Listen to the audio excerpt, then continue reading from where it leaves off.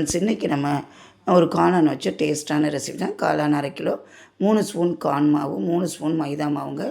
இது வந்து அந்த காளானை வந்து நம்ம பொரிக்க போகிறோம். பொரிச்சிட்டு தான் டேஸ்ட்டான ரெசிபி செய்ய போகிறோம். தேவையானது ஒரு 4 ஸ்பூன் எடுத்து வச்சுக்கோங்க. மைதாவும் காணும், 1 டம்ளர் பாலுங்க. அப்புறம் நம்மளுக்கு வந்து முந்திரி வந்து ஒரு கை அளவுக்கு எடுத்து அதை நுணுக்கி வச்சுக்கோங்க. மிளகுத்தூள் வந்து 2 ஸ்பூன் வேணும்.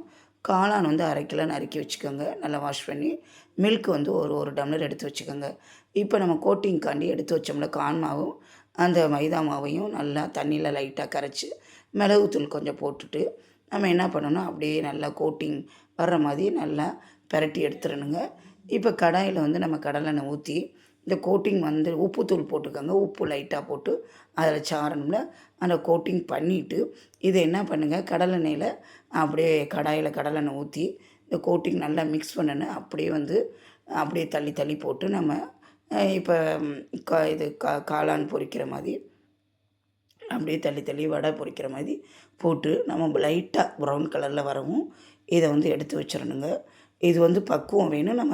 நீங்கள் வந்து நான் இன்றைக்கி வந்து ட்ரை பண்ணது தனித்தனியாக நறுக்கிட்டே, நறுக்காமல் முழு காளான் குட்டி குட்டி காளான் கிடச்சா முழுசாகவே இதே மாதிரி கோட்டிங் பண்ணி நீங்கள் என்ன பண்ணணும், உதிராமல் இருக்க அப்படியே போட்டு பொரித்து கோல்டன் ப்ரௌனில் வந்தவும் எடுத்துருங்க.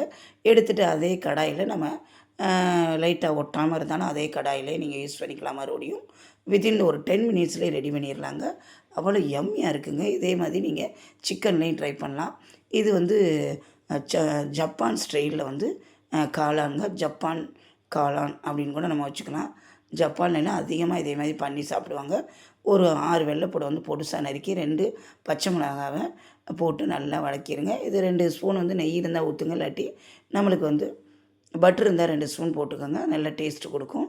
இப்போ நல்ல பொன்னிறமாகவும் அதை வறுக்கவும் அவ்வளோ ஒரு வாடகை. அந்த வெள்ளைப்பூடு வறுத்தாலே நம்மளுக்கு அவ்வளோ வாடகை. அதில் பட்டர் இல்லாட்டி நெய் ஊற்றி வறுத்தா சொல்லவா வேணும், அவ்வளோ ஒரு மணங்க. இப்போ நல்லா பண்ணிவிட்டு நம்ம மில்க் எடுத்து வச்சுருக்கோம் பார்த்திங்களா, 1 டம்ளர் மில்க்கு அதை ஊற்றிட்டு நம்ம இப்போயும் வந்து நம்ம மிளகுத்தூள் வேணால் கொஞ்சோன்னு போட்டுக்கலாம். அந்த பாலிலேயே அந்த மில்கை ஊற்றிட்டு நம்ம பொரிச்சு வச்சுருக்கோம் பார்த்திங்களா அது. அப்புறம் வந்து முந்திரி பருப்பு ஒரு கை அளவுக்கு நம்ம வச்சுருந்தோம்ல நுணுக்கி நல்லா நைஸாக நுணுக்கிடுங்க. இப்போ அந்த பாலை ஊற்றிட்டு அந்த இது பச்சை மிளகாவும் வெள்ளைப்பூடு பட்டர் நல்லா வதக்கி விட்டுட்டு அந்த பாலை ஊற்றிட்டு இப்போ நம்ம வந்து நுணுக்கி வச்ச அந்த முந்திரி பவுடரை வந்து அப்படியே போட்டு நல்லா கிண்டிடுங்க. கிண்டிட்டு இது ஏற்கனவே முந்திரி வந்து வறுத்தது தானே, அதனால் அப்படியே லைட்டாக கொதி வரவும் இப்போ நம்ம அந்த பொரிச்சு வச்சுருக்க காளானை கோட்டிங் போட்டு பொரிச்சு வச்சோம்னா நீங்கள் வந்து எப்படி ட்ரை பண்ணுங்கன்னா, முழுசாகவே குட்டி குட்டி காளான் இருந்தால் ட்ரை பண்ணுங்கள். சூப்பராக இருக்குங்க. இது ஒரு நாள் ரிலேஷன் வீட்டில் பண்ணாங்க. அதை எப்படி பண்ணாங்க அப்படின்னு கேட்டேன். அவ்வளோ யம்மியாக இருந்துச்சு. நான் மட்டும் டேஸ்ட்டு பத்தாதில் நீங்களும் இதே மாதிரி ட்ரை பண்ணுங்கள். அந்த உதிரியாக இருந்த காளானை நம்ம அந்த கொதிக்க விட்ருக்கோம்ல மில்க்கு, அந்த எசன்ஸில் வந்து நம்ம அப்படியே போட்டு பிரட்டி எடுத்துடணும். இதில் டேஸ்ட்டு கொடுக்கக்கூடியது அந்த முந்திரி பவுடரும் அந்த மில்க்கு தாங்க.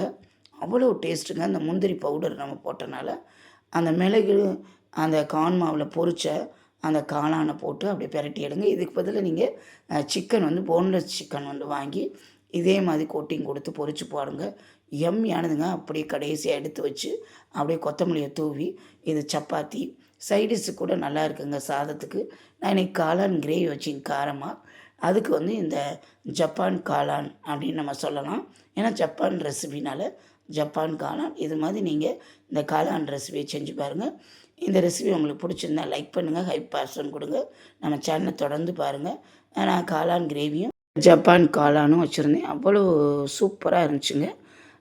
இது வெறுமனே கூட அள்ளி சாப்பிட்ருவாங்க ஈவினிங் ஸ்நாக்ஸ் மாதிரி. சப்பாத்தி ரோலில் வச்சு கொடுங்க, சூப்பராக இருக்கும். எம்மியாக இருந்துச்சுங்க. 100% ஒர்த்து. ரெசிபி ஒரு தடவை ட்ரை பண்ணுங்கள். இது பிடிச்சிருந்தா லைக் பண்ணுங்கள், சப்ஸ்கிரைப் பண்ணுங்கள். நன்றி, வணக்கம்.